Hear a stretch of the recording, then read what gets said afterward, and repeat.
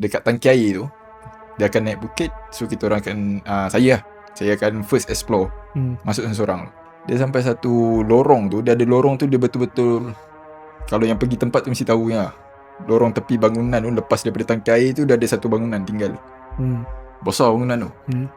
Bangunan tu memang banyak meter air, tempat-tempat sebab tangki air punya kawasan. So akan naik, kita akan lalu satu bawah pokok besar. Pokok besar tu memang nampak pokok tu dah macam satu pintu lah. Dia macam di pokok dia macam sini dinding bangunan tu, kita lalu tepi dia ada jalan lah.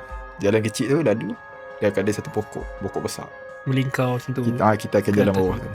Tentu naik seorang-seorang. Cik berani lu apa ni? Yang lupa share ni semua kan. Lepas daripada tu, lepas daripada pokok tu, dia akan belok ke kanan.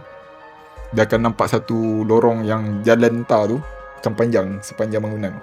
Gelap. Okey. Bila kita dah lepas daripada pokok tu, dah tunjuk pokok ni seram ni semua.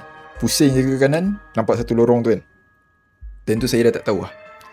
Nak patah balik pun takut, nak teruskan pun takut. Kenapa? Dia ada satu vibe yang saya tak boleh tau. Tiba-tiba kan, dia macam Furfur tak fikir. Bila satu time tu, bila saya rasa, tiba-tiba dia rasa suram. Dia cakap tiba-tiba macam dia akan jadi takut yang melampau. Kita yang rasa lah. Kita akan rasa. Padahal sebelum ni okey je.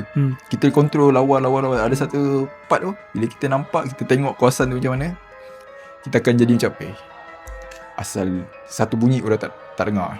Dia dah macam kita dah kat dunia lain pula. Dan tu memang terpaksa panggil backup. memang dah tak boleh gerak kat situ. Okey.